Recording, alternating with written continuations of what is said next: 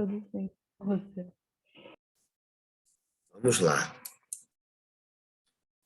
Vamos lá, então. Eu não sei se vocês receberam o drive que eu passei para outra turma. Foi ano passado, se não me falha a memória.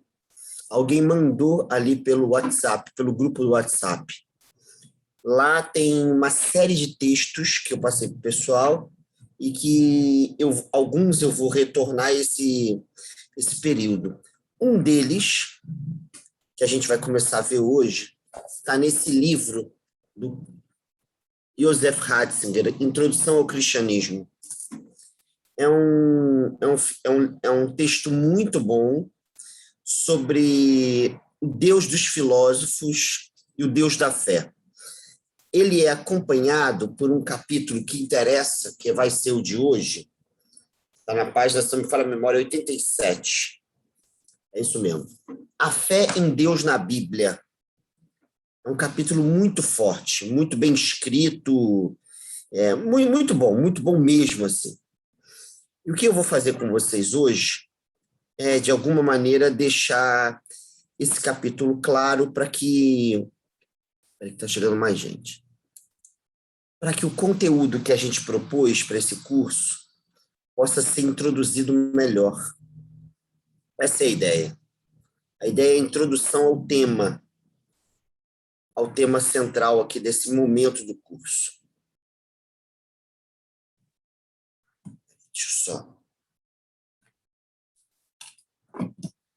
Então, lembre-se do que a gente viu semana passada, né? A gente vai começar a falar sobre a construção da racionalidade cristã, como que ela se dá no momento pré-filosófico, ou seja, como é possível um ambiente cujo centro é a atividade da fé, de, num certo momento, começar a fazer filosofia.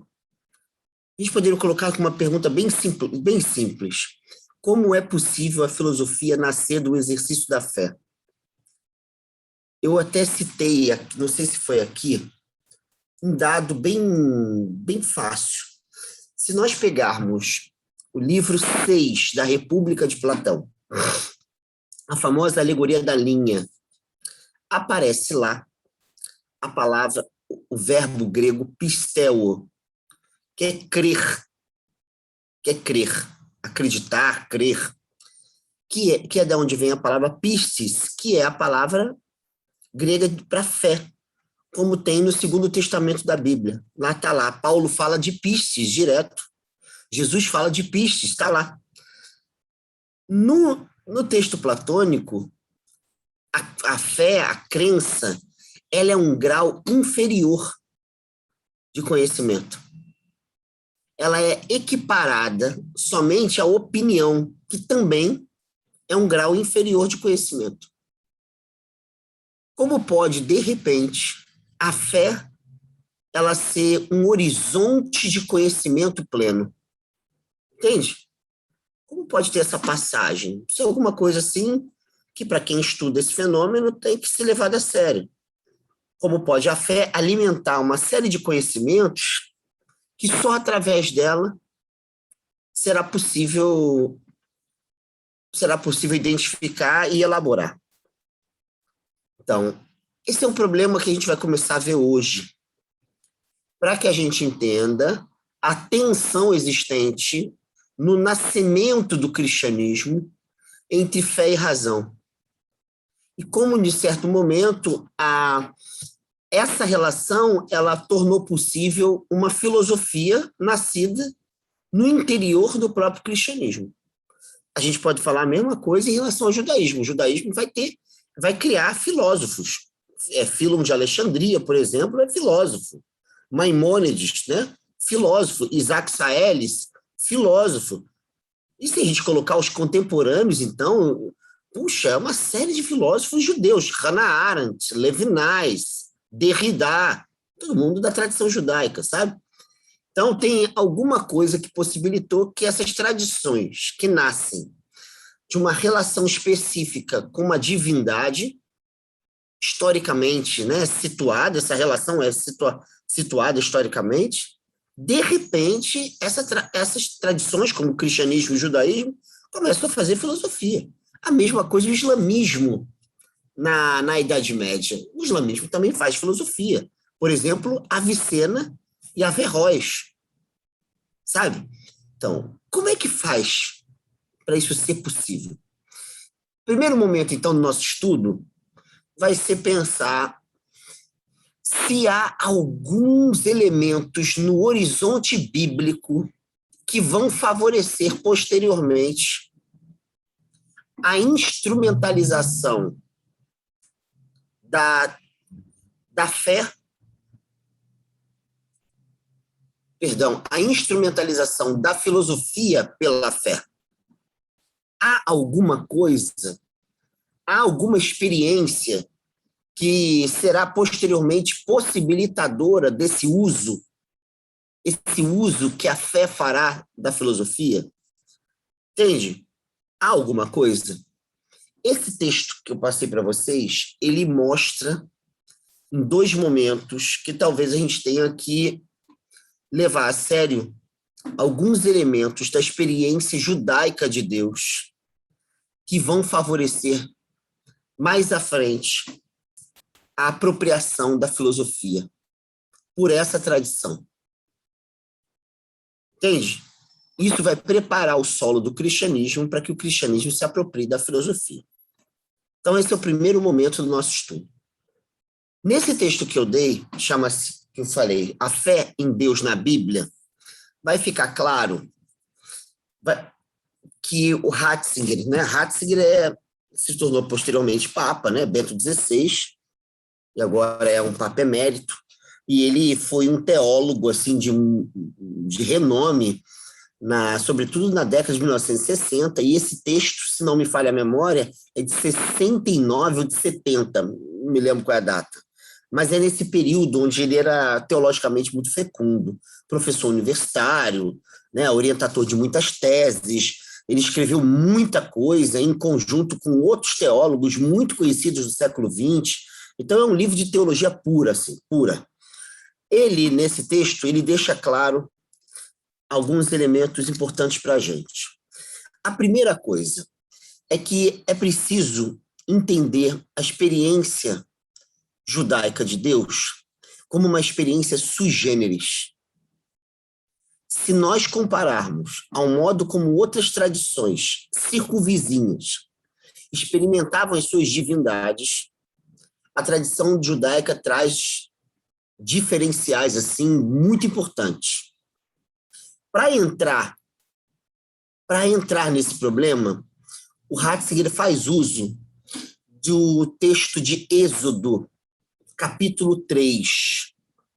Eu não sei quem já leu esse texto. Quem já leu vai ficar mais fácil. Quem não leu, leiam depois, quando acabar aqui, parte do capítulo 3. Leiam o capítulo 3 inteiro, mas a parte central fica ali entre os versos 14 e 20, 21. E o que diz esses versos?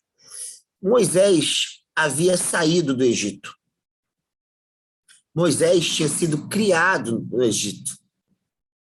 Ele sai do Egito e ele tem uma experiência transformadora, conhecida como a experiência de Deus na sarça ardente. Deus aparece para Moisés e manda Moisés retornar para o Egito, para tirar de lá os seus, muitas aspas, os seus compatriotas, né? Ou seja, tirar o povo de Israel da escravidão do Egito. Escravidão que já durava alguns séculos. E Moisés faz uma pergunta muito óbvia, olha só, todos os povos têm seus deuses, e todos os deuses têm nomes. Se eu retornar para lá, falando para o povo que nós devemos sair de lá, e me perguntarem, mas que Deus é esse que falou contigo que a gente deve sair? O que eu digo para eles? Em outras palavras, o problema de Moisés era o nome de Deus.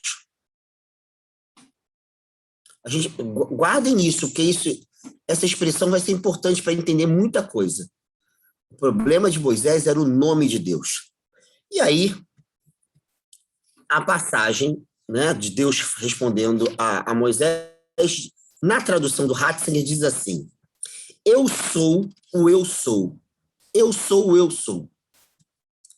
E disse: assim falarás aos filhos de Israel. Eu, eu sou, me enviou a vós. Deus ainda disse a Moisés: falarás assim aos filhos de Israel: o Senhor, Deus dos vossos pais, o Deus de Abraão, o Deus de Isaque, o Deus de Jacó, enviou-me a vós. É este o meu nome para sempre. É assim que me invocarão em todos os tempos. Então, vamos resumir isso. Deus chega para Moisés e diz assim: olha, eu sou o eu sou. Essa hoje é uma tradução das mais usuais dessa passagem. Outra tradução, que foi muito comum na Idade Média, é assim: eu sou aquele que é. Essa, em hebraico, o que está em jogo é o verbo ser. Ayah. Ayah, nessa construção, ele pode ser traduzido por vários tempos verbais. Eu sou o que serei. Eu sou o eu sou. Eu sou aquele que é. É uma construção verbal difícil de traduzir. Essa é a passagem de onde surge o tetragrama impronunciável no judaísmo, que a tradição cristã vai colocar as vogais e vai formar a palavra Javé ou Yarvé. Então, Yarvé ou Javé significa isso: eu sou o eu sou. Em outras palavras, quem ouve assim está ouvindo uma tautologia. Eu sou o eu sou significa o predicado repete o sujeito. Esse é o nome de Deus, é isso que é louco. Só que aqui na passagem tem mais um detalhe. Deus chega e diz assim: olha, galera, olha, Moisés, fala para a galera lá que eu sou é o Deus dos pais, os patriarcas, Abraão, Isaque e Jacó, cujo nome para Deus era chamado, quando um judeu, uma judia, invocava o Deus dos pais, Elohim. Então, o que acontece com essa passagem que o Ratzinger vai trabalhar tão bem? O que acontece com essa passagem é a identificação do verbo ser com o Deus dos pais, Elohim. Essa é essa identificação. Só que o Ratzinger vai dar um passo a mais e vai falar assim: olha, galera, se vocês conhecerem bem a história desses versos, vocês vão ver que eles têm 1 zilhão de interpretações. E é verdade, tem 1 zilhão de interpretações. O que Deus quis dizer que ele é?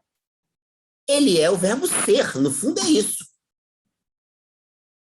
Na tradição patrística, ou seja, os padres da igreja, até mais ou menos século VIII, deram ênfase numa compreensão filosófica dessa frase: eu sou, eu sou.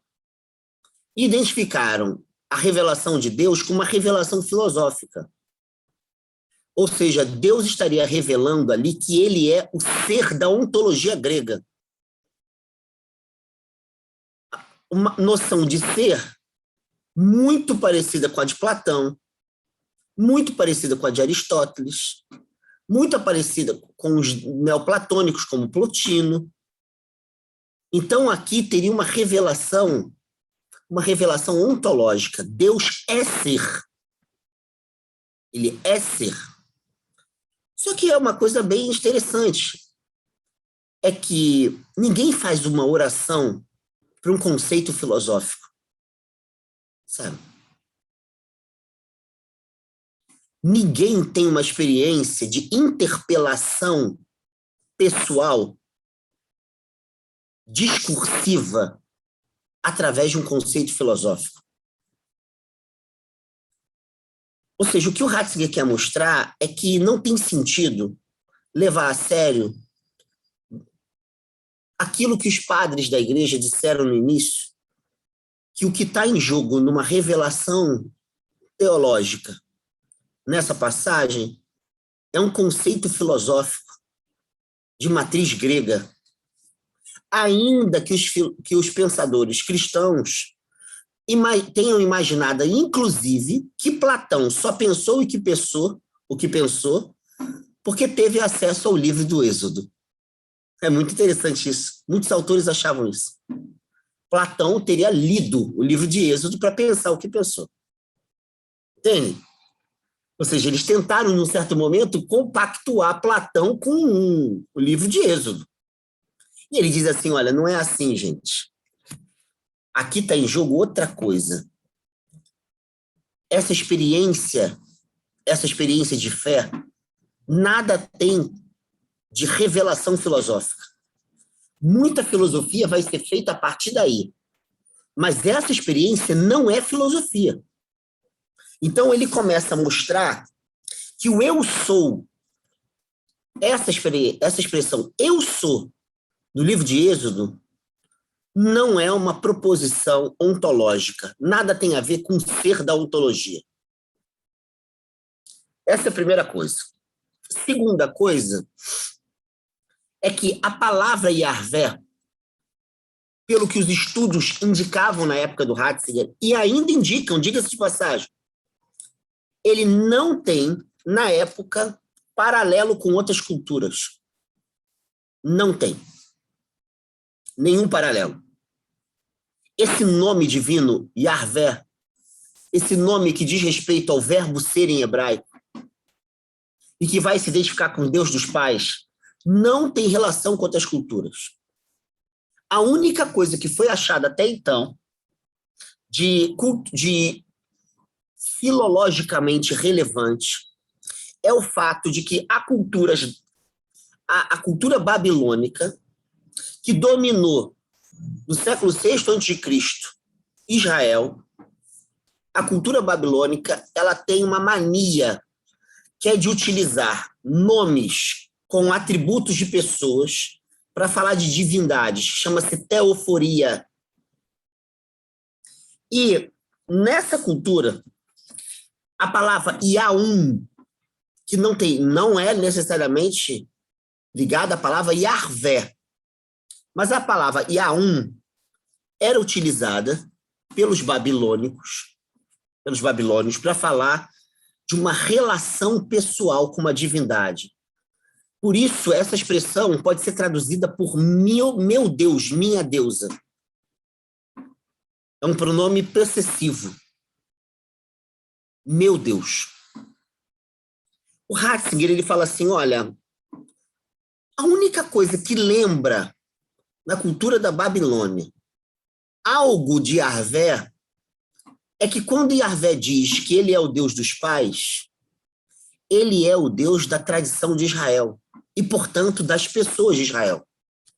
Então, tem algo do pronome possessivo, meu, minha, nosso, nossa, nessa relação com essa divindade de Israel. Portanto, o que o Ratzinger faz no primeiro momento que interessa para a gente aqui? Bastante para a gente. Ele está dizendo, olha, a experiência bíblica judaica de Deus não é uma experiência filosófica de Deus. Essa é a primeira coisa. Essa experiência, ela marca o destino histórico de um povo que experimenta a sua divindade como uma divindade que diz respeito à sua história. Daí, esses nomes teofóricos, meu, minha, para falar da divindade. Quando Deus chega para Moisés e diz, olha, eu sou o Deus dos pais, ele está falando, eu sou o Deus que o Abraão dizia que era o meu Deus. Que Isaac dizia que era meu Deus e Jacó dizia que era meu Deus. E, portanto, vocês podem falar que é nosso Deus. Então, eu sou um Deus específico. Eu não me revelo como um absoluto abstrato. Eu me revelo como uma relação pessoal. Essa é a primeira coisa. Segunda coisa.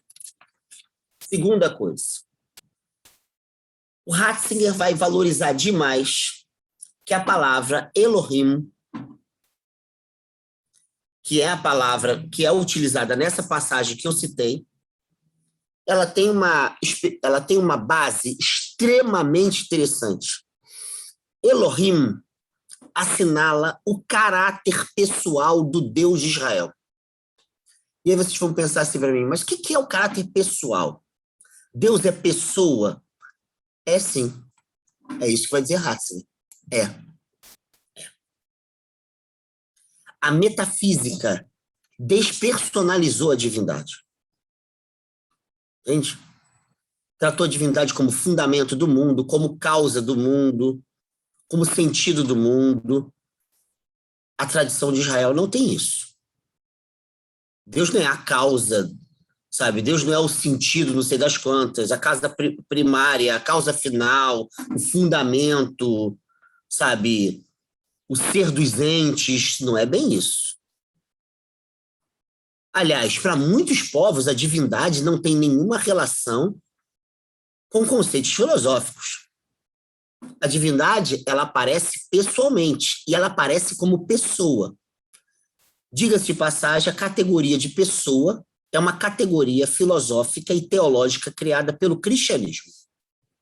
Então, a grande questão aqui é que o Ratzinger vai levar a sério que o Deus de Israel, ele é um Deus pessoal e que ele não é um Deus local. Aqui é que importa. Ele usa duas expressões latinas para caracterizar o Deus de Israel. É numen naturale e numen personale. O que é numen naturale? Muitas divindades de povos que circundavam a cultura de Israel tinham divindades ligadas a lugares e, portanto, a ciclos da natureza.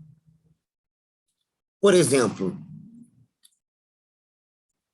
eu tenho uma amiga que é uma Yalorixá, e uma vez a gente viajou em 2018 para Itaipava, nas férias do meio do ano. Passamos lá, sei lá, 4 dias, não me lembro.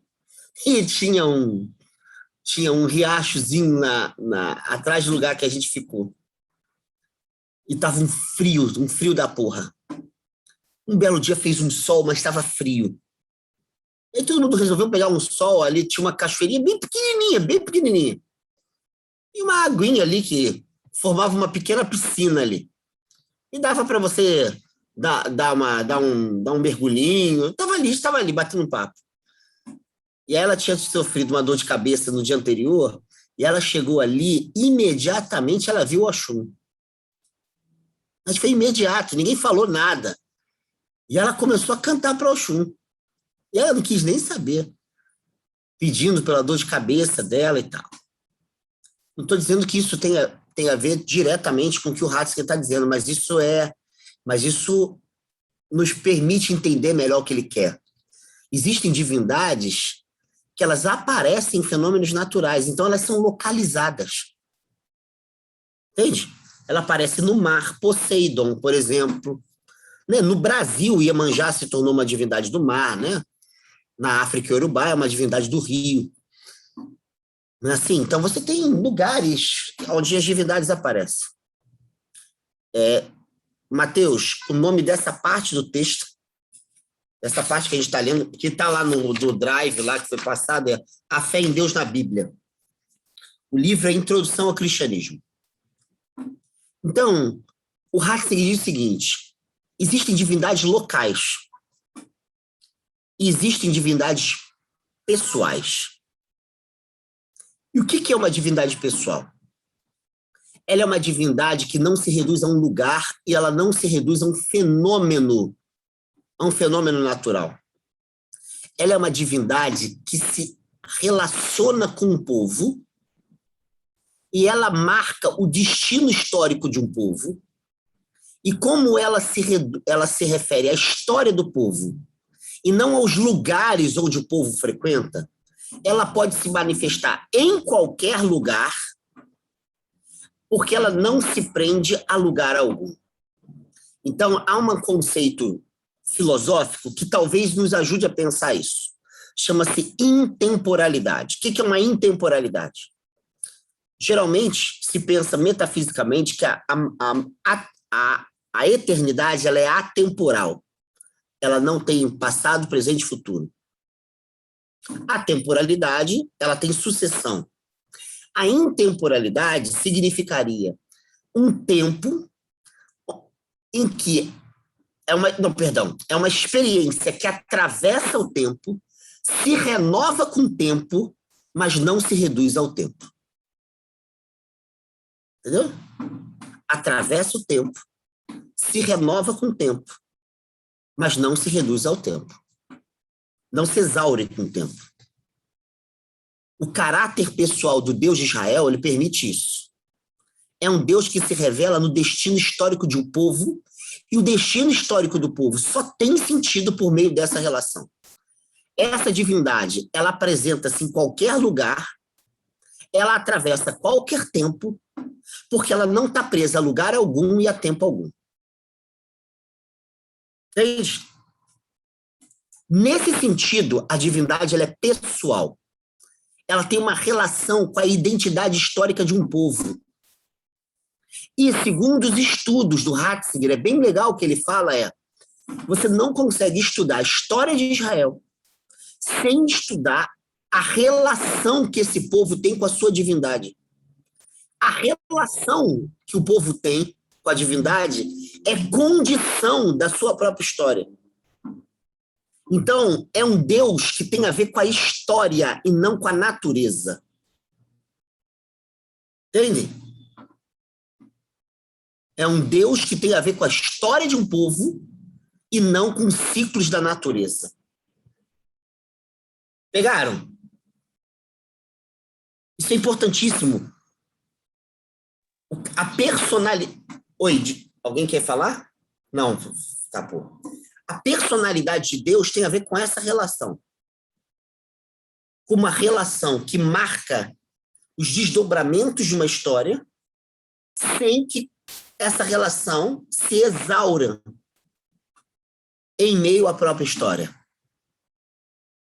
Então, com isso, o Ratzinger diz o seguinte: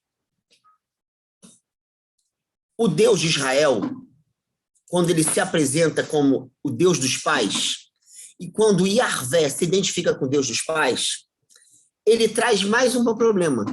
É porque a palavra Elohim, ela é uma palavra ambígua em hebraico. Ela assinala simultaneamente singularidade e pluralidade. Então, Ratzinger diz uma coisa bem interessante. O Deus de Israel, ele está para além do singular e do múltiplo. Por quê?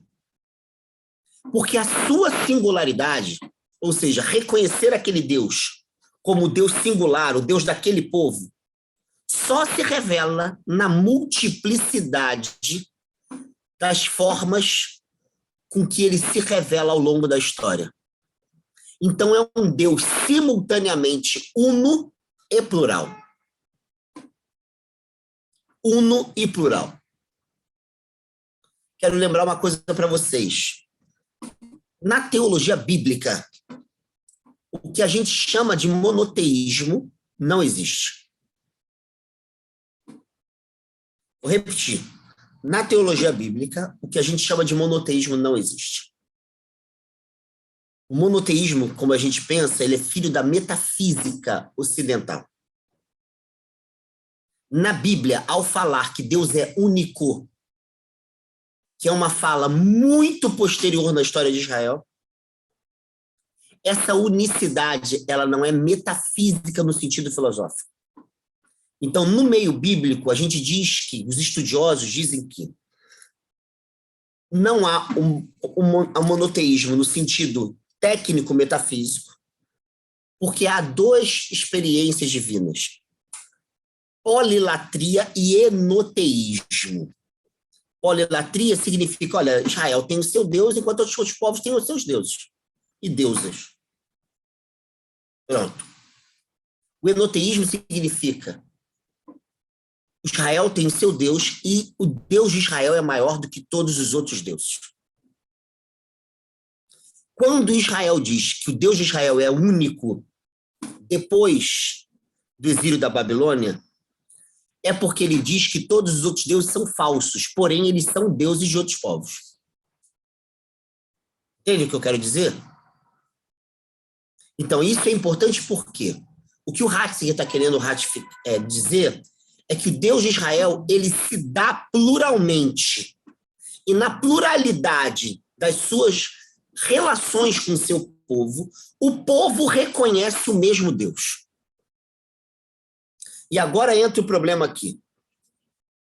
O problema diz o seguinte: o que está em jogo nessa ideia de revelação de Deus para Israel? Está em jogo algo que é totalmente contrário à filosofia. A noção de nome. A filosofia, ela lida com conceitos. O Deus de Israel, ele lida com nomes. Quando Deus cria Adão e Eva, dão a eles o poder de nomear os seres da criação.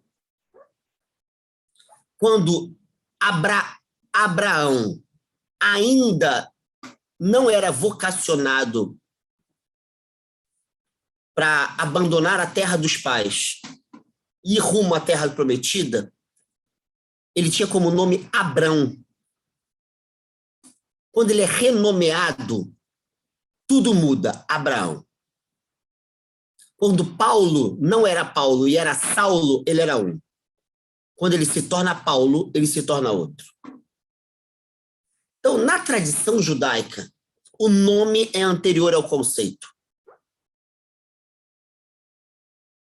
Eu quero marcar isso aqui. Na tradição judaica, o nome é anterior ao conceito. Por isso é que Deus não se revela como conceito. E a pergunta de Moisés não é como eu devo pensar você. A pergunta de Moisés é como eu devo chamar você? Qual o seu nome? Entende? Por quê? Relações com nomes são relações pessoais. Entendeu? Vamos dizer que o ser humano seja caracterizado como animal racional. Essa é a definição de ser humano, esse é o conceito de ser humano, que vem da tradição grega, né? Uma expressão grega que não significa só isso, mas a gente traduziu em latim assim, animal rationale, animal racional. A Beatriz está aqui andando na rua, eu a encontro. Eu não chego para ela e falo assim, animal racional. Eu não faço isso. Animal racional, eu posso falar de qualquer um de vocês. Eu chego para a Beatriz e falo assim, Bia, e ela me olha. Se eu falar animal racional, talvez ela nem me olhe, ou talvez todo mundo ria de mim. Por quê? Porque conceitos, no sentido tradicional da palavra, não permitem instaurar vocativos. O que é vocativos? É a interpelação de alguém, é a chamada de alguém. Na tradição judaica, o nome ele permite a invocação. A invocação permite a instauração da relação. Uma relação singularizada.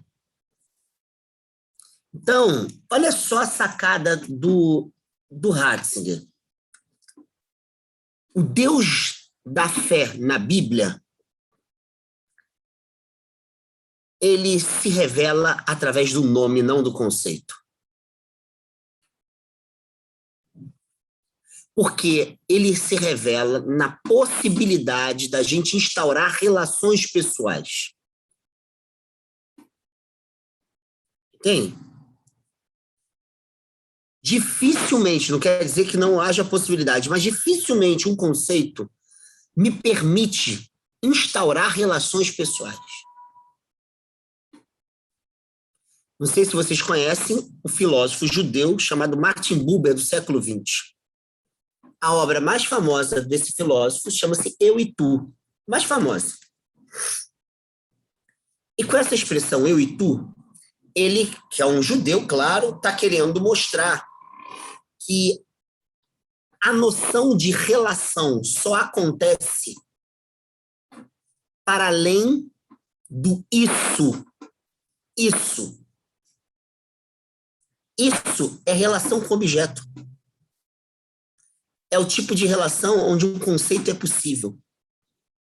Relação só acontece com tu. Com a experiência da pessoa. Um tu não é um objeto.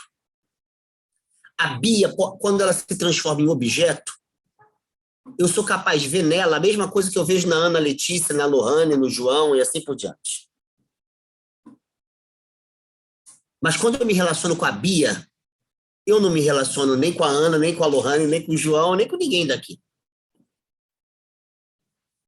Então surge um problema. Como pode o cristianismo fazer filosofia se o Deus que ele lega da tradição de Israel tem a ver com nome e não com conceito?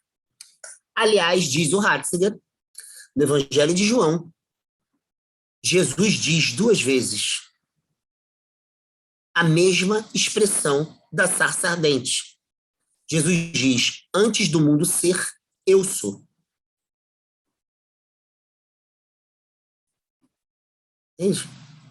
Depois ele diz, antes de Abraão ser, eu sou. E ele diz, Paulo diz, perdão, que ele é o nome que revela a Deus. Nome. De novo, é nome, ele não é o conceito. Então, o que eu quero marcar aqui para vocês hoje, para já ir terminando e ouvir vocês? Olha, a aula de filosofia da medieval, eu não passo de 1h10. Primeiro que meus olhos não suportam, e depois que a gente vai ver uma quantidade de conceitos que senão vai ficar todo mundo intoxicado aqui. A mesma coisa com filosofia da religião. Né? Foi só a primeira aula que eu estendi mais. Mas não dá para ficar horas, não dá. Senão vai todo mundo surtar. Mas há uma questão aqui importantíssima. O Ratzinger está tentando mostrar 2 elementos interessantes para a gente pensar como é que o cristianismo vai se apropriar da filosofia posteriormente. O primeiro elemento é quase que um absurdo. Na tradição judaica, Deus não revela-se como conceito, mas revela-se como nome. Deus se revela numa relação pessoal e não como um objeto a ser conceituado. Para usar a expressão de Pascal, o Deus da fé não é o Deus dos filósofos. Entendeu? Essa expressão é de Pascal, no século XVII. Uma coisa é o que a filosofia faz com os conceitos ao falar da divindade. A outra coisa é saber que a divindade de Israel nada tem a ver com os conceitos da filosofia. Essa é a primeira coisa. A segunda coisa é um detalhe importante. Se Deus se deu numa relação histórica, e se ele mostrou que, sendo uma relação pessoal, ele pode se apresentar em todo lugar, em todo tempo, sem se reduzir a qualquer lugar e a qualquer tempo, isso abre espaço para um problema filosófico. Como pode um ser se fazer presente e não se esgotar na presença? Entendem? Como pode o ser se fazer presente sem se esgotar com a presença? Isso é um problema importante, por quê?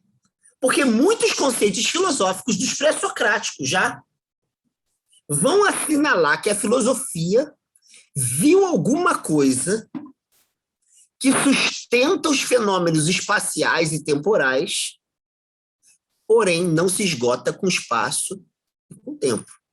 No espaço e no tempo. Entende? Ainda que a noção de ser, na filosofia pré-socrática, que se identifica com a noção de physis, sobretudo, a noção de ser, no sentido platônico, que se identifica com a noção de ideia, a noção de ser, no sentido aristotélico, que se identifica com a noção de ousia, ainda que isso não seja um nome, nada disso é nome.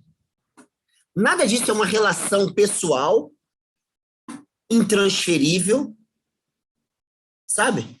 Nada disso. Ainda assim,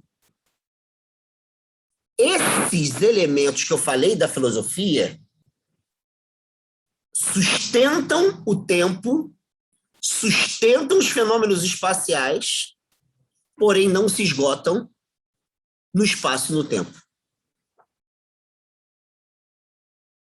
Entenderam? Então, há alguma coisa da metafísica grega que lembra um aspecto da relação pessoal de Israel com seu Deus. Pegaram? Entende? Isso não explica como é que o cristianismo foi fazer filosofia. Não explica. Mas isso mostra que há um elemento comum que vai ser explorado, sobretudo a partir do século II. Entenderam, gente? Vamos lá. Alguma dúvida em relação a isso que foi falado? Vamos lá, Mateus está colocando aqui um problema. Eu sou a luz que está sobre todos eles, eu sou o todo.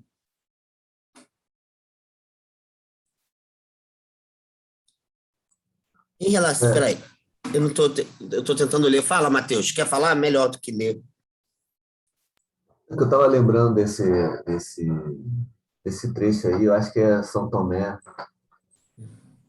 E quando eu li, eu achei muito interessante e pelo que você falou, me passa assim, esse entendimento de que como que ele está em todo lugar, mas é um ser real, né? Eu estava chegando a essa conclusão sobre assim o pensamento né, dessas pessoas assim realmente mais lá atrás, de que não é a ideia que a gente tem hoje de Deus, que é algo impessoal, né? Realmente como algo pessoal, mas que realmente ele se espalha por todos os lugares, como se fosse assim.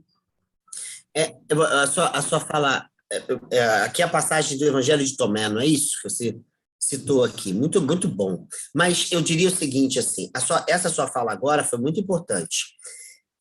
A gente se acostumou com a ideia de impessoalidade divina por causa da metafísica cristã. A metafísica cristã que vai trabalhar conceitualmente Deus, falando, por exemplo, onipresença, onisciência, né? Por que Deus se identifica com justiça? Qual o conceito de justiça e tal? Sabe, é uma elaboração muito requintada, teórica, que pressupõe o afastamento da experiência relacional com a divindade. Uma experiência relacional é uma experiência pessoal. Experiências pessoais, é fácil a gente entender isso. Vamos pegar uma coisa bem boba. Vou usar Martin Buber como referência aqui, porque ele é um judeu que tematizou isso também. É uma coisa bem fácil, que é o seguinte: relação de amizade. Os gregos viram isso, Aristóteles viu isso. Ele tem relação com amigo. Sabe, a relação com amigo, elas são relações nominais. Amigos têm nome. Amigo não é qualquer um. Amiga não é qualquer uma. Tem nome próprio. São relações que, se morreu a amiga, Você não substitui. Por quê? Nomes não são substituíveis. Relações com nomes, relações singulares, elas não são passíveis de substituição. Você pode fazer uma amizade com uma nova garota, uma nova mulher, ter uma nova amiga. Mas isso não significa que você substituiu a amiga que morreu. A mesma coisa com filho, com filha, com namoro. Esse negócio que a fila anda, isso é ridículo, a fila nunca anda. A gente pode criar novas relações. Mas isso aqui não é relação funcional. Relações funcionais não são relações com nomes, com histórias, com pessoas. São relações com peças. Entende? Então, quando a gente despersonaliza a relação viva com uma divindade, que é o que acontece com a metafísica cristã, o que você tem é um objeto no seu bolso. E o que o Ratzinger está querendo dizer é que esse é o problema. Como que pode nascer de relações pessoais, nominais, históricas, sabe? Relações históricas que marcam o destino histórico de um povo. Como pode nascer o uso da filosofia grega que, ao falar filosoficamente de uma divindade, vai destruir o seu caráter pessoal? É só vocês lerem o final da Metafísica de Aristóteles, ou o livro 10 da Ética Nicômaco de Aristóteles, ou a Física de Aristóteles, que são livros onde Aristóteles vai falar de Deus como motor imóvel. Motor imóvel? Quem é que faz uma oração para o motor imóvel, sabe? Quem é que se sente amado, querido, desejado pelo motor imóvel? Quando as pessoas falam com seus orixás, elas têm uma relação pessoal. Elas não têm relação com o conceito. Entende? A gente só dança para uma divindade porque a divindade é uma relação viva e pessoal, que implica a minha história por inteiro. Um conceito pressupõe um distanciamento objetivo. E aqui está o paradoxo. Como será possível falar filosoficamente de uma relação viva? Esse é o problema.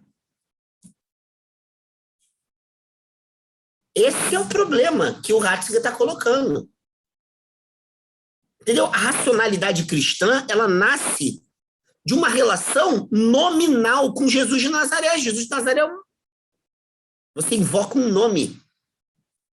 Na tradição cristã, é um Deus encarnado, mas é um Deus. É o Verbo divino encarnado, que revela o Pai. É uma revelação que revela o Deus da tradição judaica como Pai. Né? Sabe? É muito louco isso. Né? Isso significa que dificilmente você consegue lidar com essa loucura a partir da despersonalização dessas relações. Estou aqui para defender nada, não. Só estou aqui para interpretar o problema e o texto. Entende? Tem gente que gosta de despersonalizar, que fica. Eu não estou dizendo nada, não. É só para entender. Quando você chega na Índia e tem as deidades indianas, você não entende Shiva. Ah, Shiva é transformação, é a destruição. Cara, o conceito de devir ocidental não dá conta de Shiva, me desculpem. Pode falar o que quiserem. Já li vários textos de pensadores franceses tentando falar de Shiva, que é uma brincadeira. É uma brincadeira. Shiva Nataraja, uma divindade da dança. O que isso tem a ver com o devir de Heráclito? Me desculpa, não tem porra nenhuma a ver. É só quem não entendeu nem Heráclito nem Shiva, sabe? Não tem nada a ver. Uma divindade da dança tem a ver com o devir heraclitiano, que está baseado na ideia de agon grega. Sabe? É uma loucura. Sabe? É uma divindade, não sei se vocês sabem da história. Maurice Béjart tirou as férias e cismou que ele queria a Índia conhecer um mestre de yoga, porque ele estava de saco cheio do Ocidente. De saco cheio do Ocidente. Então tem aquela coisa nossa, idealizadora, ridícula. Ah, o Ocidente é uma merda, o Oriente é melhor. É assim que a gente pensa. Né? Vou encontrar lá o que nunca teve aqui. É assim, essas visões dicotômicas, né? Ele foi lá. Vou encontrar lá a saída para a merda que está aqui. Chegou lá, o Yogi lá, soube que ele era o grande Boris Bejar, o cara da dança e tal. Foi lá, fez lá, não sei se foi uma meditação, não sei o que foi. No final do dia, o Yogi chegou para ele e falou assim: o senhor é o Maurício Bejar? O cara da dança e tal, tal, tal? Ele falou: é. O que você está fazendo aqui? Ah, não, eu vim aqui procurar o senhor, que foi muito bem recomendado. A vida no Ocidente é uma porcaria. Começou com essas nossas avaliações. Aí ele chegou e disse assim: deixa eu lhe dizer uma coisa. Yoga é união. E aí ele explicou o que significa união. Uma experiência de unidade, de integralidade, blá. E falou assim: aqui na Índia há uma deidade chamada Shiva Nataraja, que é a deidade da dança. Você já a conhece. Entende? E aí ele disse: você não tem que estar aqui, você tem que estar lá. E tem que estar lá dançando. Toda vez que você dança, você vive a união que é a yoga. A unidade. Aí ele diz: volte para o Ocidente e volte a dançar. Ah, se todo ocidental soubesse dançar. E aí o Maurice Bejar, ele fala isso no prefácio de um livro que ele escreve para um amigo. O Maurice Bejar diz assim, que a partir daquele momento, ele não entendeu, ele viveu Shiva. Entende? É isso, cara. É isso, entendeu? Se você sabe dançar e experimenta integralidade na vida, você tem uma relação pessoal com Shiva. Entende o que eu quero dizer? É que isso é um problema sério para a gente que está fazendo filosofia. A filosofia, ela tem uma tendência a um distanciamento dessas experiências imediatas, relacionais, vivas dos fenômenos. No caso de uma divindade, é a relação pessoal com a divindade, que implica a nossa existência por inteiro. Yoga, né, que produz unidade, integralidade. Choro, lágrima, alegria. Entende? Uma amiga minha foi comigo a uma festa, a uma festa de Iemanjá, há alguns anos, dos 3, 4 anos. E Iemanjá virou na cabeça de uma filha que eu conheço até, minha comadre até. E teve um momento que ela recebeu algumas pessoas e abraçava as pessoas e fazia aquele ilá, aquele barulho, aquele gemido, um som característico de Iemanjá. Cara, a minha amiga foi abraçada e ela chorava tanto, tanto, tanto, tanto, tanto, tanto, tanto, tanto. Foi um negócio assim. E ela falou assim: Alexandre, eu me senti nos braços da minha mãe, mas era uma mãe divina. Eu senti, Iemanjá, eu senti. Isso é experiência com a divindade. Entende? Agora, não é porque eu saiba a metafísica que eu vou ter essa experiência. Então, como é que fica? Como se faz filosofia a partir da experiência do nome? Entenderam? Como? A questão que nós vamos ver aqui é que foi possível. É claro que isso traz perdas e traz ganhos, mas foi possível. Entenderam? Essa loucura, esse hibridismo foi possível. Fala, Alexandre, Bia. em relação a esse exemplo que você deu especificamente sobre o candomblé, existe um materialismo, né, muito forte presente nesses tipos de religiões em que o ritual apresenta a divindade. E aí, na experiência pessoal, assim, judaica, eu acredito que deve ter muita coisa no islamismo, né, de ritualísticas, que você tem essa materialização, enquanto que no cristianismo a gente não tem, que não fica pelo menos claro pra gente, assim, que está meio distante, assim, se existe isso. Mas eu queria perguntar para você como se relaciona essa questão do materialismo espiritual. Essa materialização, né, que você está querendo assinalar. Olha, o sufismo no islamismo é uma questão bem forte, né? As tradições que mexem com transe, com êxtases, são tradições onde o nível experiencial é importantíssimo. Mas até as tradições onde só tem oração e tal, você tem uma relação pessoal ali, você está falando de pessoa para pessoa. E é isso que interessa nesse nível epistemológico, ou seja, há um tipo de experiência que pressupõe relação pessoal. Você está falando aí de materialização, eu diria o seguinte: as tradições de cunho pentecostal e carismático no meio cristão, elas têm essa, não vou falar proposta, mas elas têm a característica de tentar experimentar pessoalmente o Espírito, a noção de Espírito Santo, né? E a partir do Espírito Santo, a relação com os desígnios do Pai, a presença do Filho e assim por diante. Então, você também tem essas tradições as experiências imediatas. Mas mesmo que não tenha, que ninguém tenha, ninguém faz uma oração para um objeto.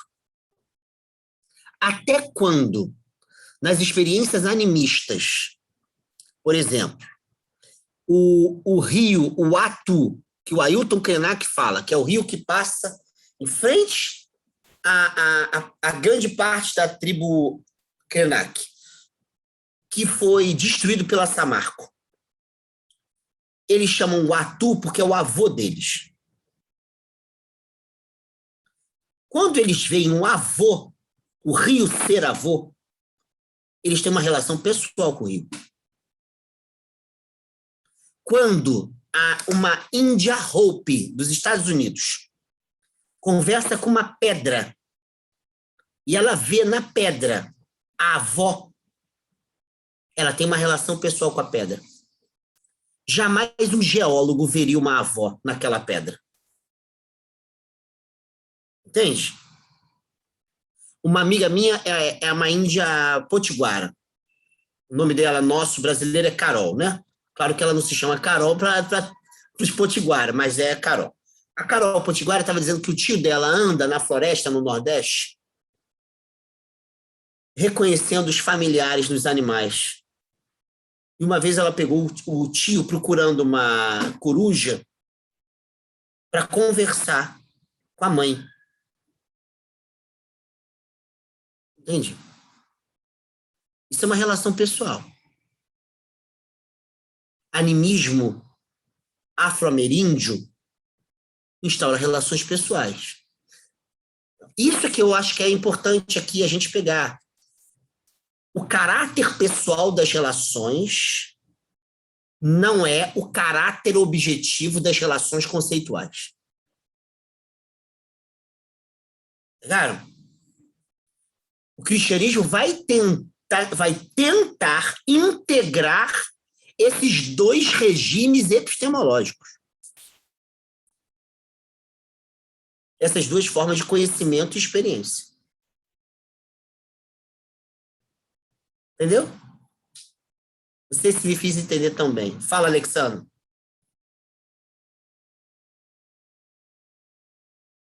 Você ia falar? Tá, eu não estou te ouvindo, peraí. Vocês estão ouvindo, Alexandre? Eu não estou ouvindo. Não dá para ouvir não, Alexandre. Agora... Também não. Acontece isso. Professor. Oi. Parece que fica evidente, né, que o cristianismo tem essas duas propostas, né, que é quando Jesus fala, né, ninguém vem ao Pai senão por mim, ou seja, o Deus para ele é Pai, né, e venha por intermédio dele, que é uma pessoa, né? Mas o pai é pessoa. Pessoa aqui não se reduz a seres humanos. Ele é um conceito que diz respeito a relações interpeladoras. Entende? Pessoa é um conceito cristão que surge no século III para dar conta do conceito de Santíssima Trindade. Pai, Filho e Espírito Santo são 3 pessoas e as 3 pessoas são o mesmo Deus. Então, pessoa é um conceito cristão. A gente não pode confundir pessoa com o que usualmente a gente chama de pessoa, entendeu, João? Aham. É isso que eu estou querendo destacar aqui. O que eu acho mais interessante também é que muitos anos eu pesquisei teologia cristã e também o judaísmo, né? Eu li muita coisa sobre o judaísmo, aprendi muita coisa sobre o judaísmo, mais empiricamente do que leitura, né? Assim, leitura também, mas eu assisti muita coisa, vi muita coisa, a manifestação deles, né? Assim, cultural, vamos dizer, as festas e tal, né? Vi muita coisa assim nesse sentido. E realmente, né, é um Deus histórico, porque os judeus comemoram as festas. O cristão, na Páscoa, ele comemora o nascimento de Cristo, a ressurreição de Cristo. O judeu comemora a libertação da escravidão, ou seja, é histórico, né? Pêssar, né? E também lá em dezembro, o Hanukkah é a guerra entre gregos e assírios, contra gregos e assírios, que eles ganharam. Então é histórico, né? É realmente interessante isso. Só olhar as festas judaicas que você percebe, né? E também como que, assim, o ocidental ele não consegue compreender por intermédio da filosofia, porque eu já ouvi falar, já ouvi dizer que é dito sobre o judaísmo, até por causa do Spinoza e tal, que assim, e outros filósofos, mas o judaísmo em si, ele trata de um Deus imanente, né? Então, um Deus imanente. Ou seja, ele está aí. Não tem nada de universal ou transcendente, né? E essa relação, não sei, talvez, não sei se estou conceituando certo, mas essa relação de troca com Deus, eu obedeço a lei e ele me dá uma bênção. O judaísmo é assim, essa coisa pragmatista do judaísmo. Então, isso faz algumas pessoas... Eu já vi um amigo meu que é historiador e também tem amigos filósofos, e ele lê filosofia, ele falou assim, cara, o judeu é ateu. Ele falou para mim, o judeu é ateu. Porque leva a gente, quando não tem esse estudo aqui com você, leva, por intermédio da filosofia e tal, do pensamento objetivo, a pensar isso. Não, o judeu não acredita em Deus, ele é ateu. E quando, na verdade, é uma relação... Porque ele tá partindo do princípio da religiosidade cristã metafísica, né? Então, aí, quando ele vai olhar o judaísmo, ele vai dizer, não, peraí, o judeu, então, é ateu. Isso, para mim, eu sou cristão. Ou seja, ele não é cristão, mas ele é ocidental. Então, ele pensa como cristão, né? Sim. Então, é muito interessante observar como que o Ocidente não entende o fenômeno religioso. Ou seja, na verdade, as religiões primitivas e o que se tem no Oriente até hoje, e muitas coisas aqui no Ocidente que emulam isso, é isso. Ou seja, a transcendentalização da religião é coisa ocidental, né? Não tem precedente em lugar nenhum. João, calma, rapaz. Tem muita coisa aí. Imanentização é um conceito filosófico. Eu digo assim, porque o judeu está preocupado com a singularidade do Deus. É uma identidade. Ele é aquilo ali. Mas, João, não pode ser outra coisa, né? Calma. Mas isso não é imanentização, não. Existem transcendências que elas não são exteriores, entende? Então, assim, vamos deixar isso de lado, que ainda isso é muita coisa, são conceitos filosóficos assim, mais elaborados. Existe o que se chama de transcendência imanente. Então, que é o que você que é talvez o que você esteja querendo dizer. Mas Spinoza e tal, isso é século XVII.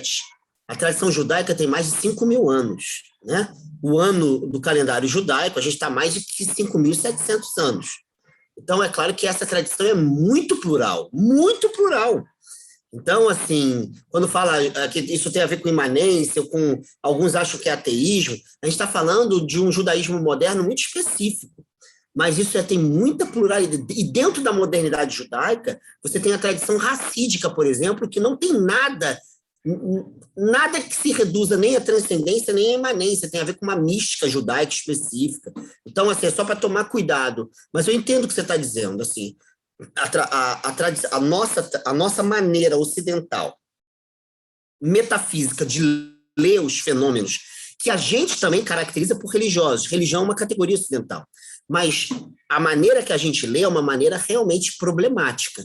E a gente tem que estar sempre problematizando essas leituras. Isso eu concordo, é verdade. Acho que você está bem, bem certo mesmo. Mas, Alexandre, você ia falar, amigo? Conseguiu? Não está saindo. Ô, meu amigo, pô, queria te ouvir. Pô, que pena, cara. Tô vendo que você estava querendo aí comentar, ou perguntar, ou questionar, né? Escreve, Alexandre. Ele tá escrevendo? Vai lá, meu amigo. Mas, gente, olha, semana que vem, se vocês puderem ler a continuação desse texto, que é um texto que vai ficar um pouco mais complexo mais à frente, seria bom. Eu estou até tentando achar aqui o nosso plano de curso.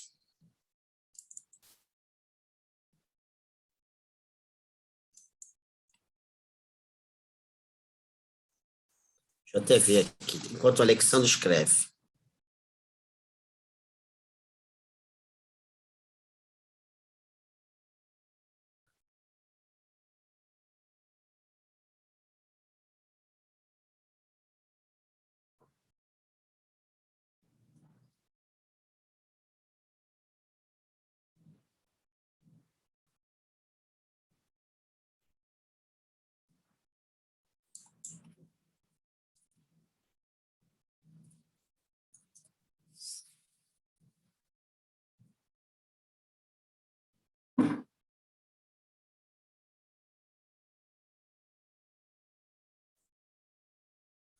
Quando o bailarino foi ter com o mestre, ele disse, todos tentaram soubessem, eu senti, se todos soubessem plantar, e aí, claro, é isso aí, Alexandre, é isso. Né? É que o que ele estava querendo dizer é que vamos usar essa expressão nossa, ocidental, método é caminho, né? Atravessar o caminho, através do caminho, isso que é método em grego. Então, vamos dizer que a gente tem um método. A gente tem sempre um método para se relacionar com uma divindade ou com alguém.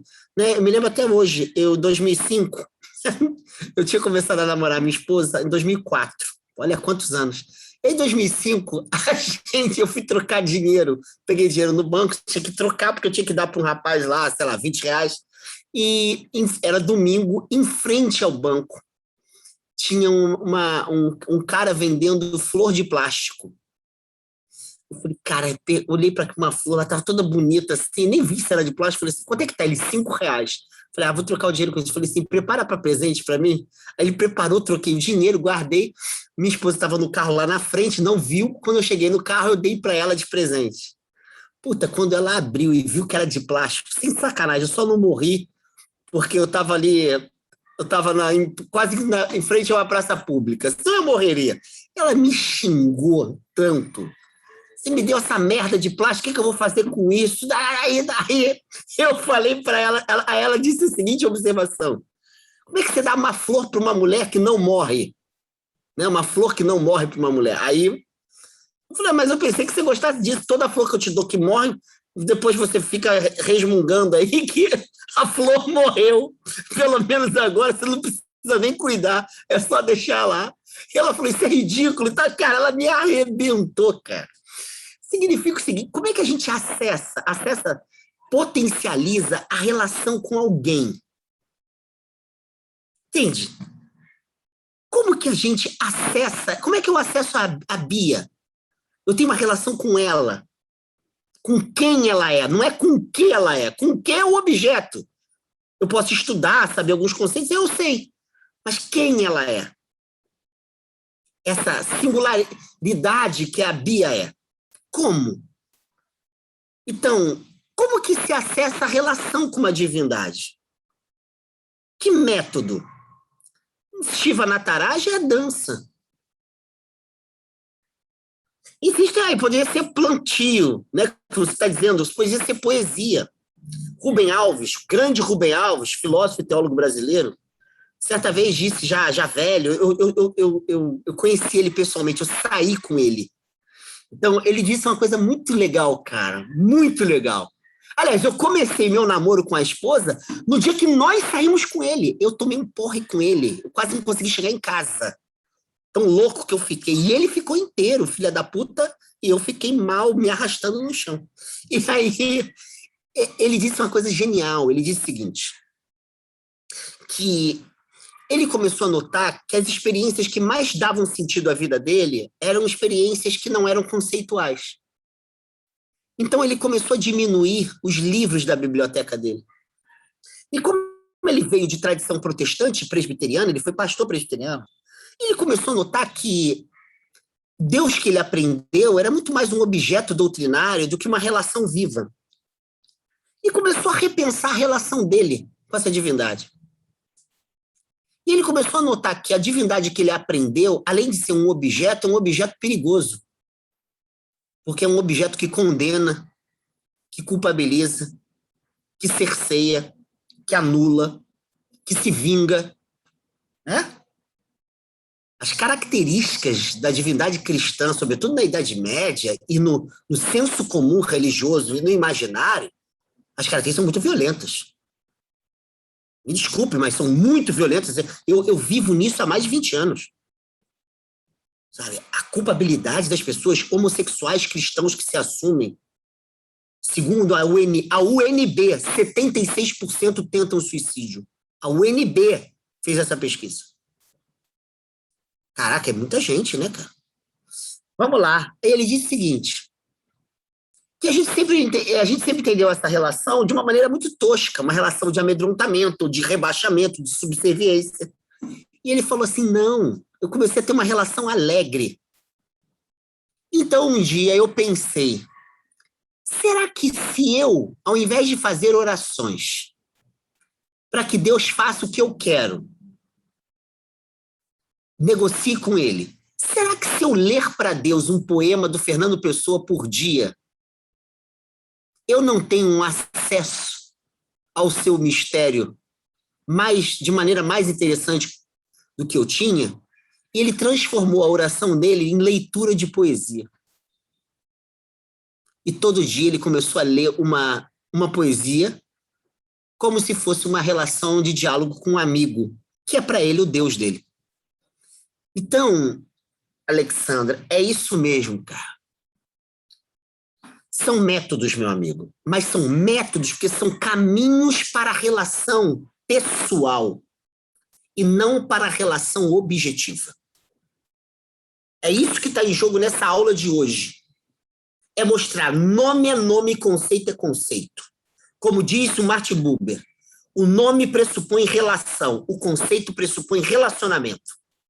Ele cria essa distinção para dizer, relacionamento, ele tem que ter mediação conceitual.